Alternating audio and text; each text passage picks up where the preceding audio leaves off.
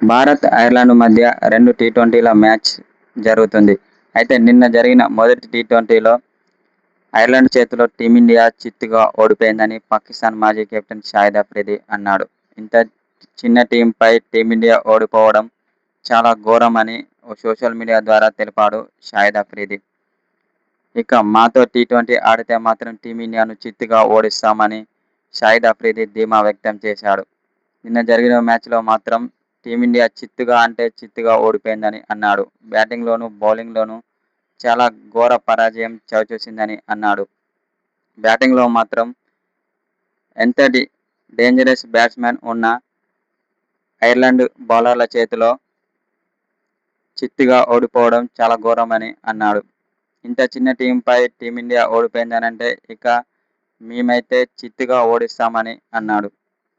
నిన్న జరిగిన మ్యాచ్లో మొదట బ్యాటింగ్ చేసిన ఐర్లాండ్ జట్టు నిర్ణీత 20 ఓవర్లలో 182 పరుగులు చేసింది.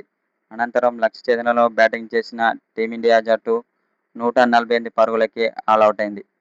అభిషేక్ శర్మ తప్ప మిగిలిన వారంతా ఘోరంగా విఫలమయ్యారని కొందరు మాజీ క్రికెటర్లు అంటున్నారు. దీంతో ఘోర ఓటమిని చవిచూడాల్సి వచ్చిందని అంటున్నారు.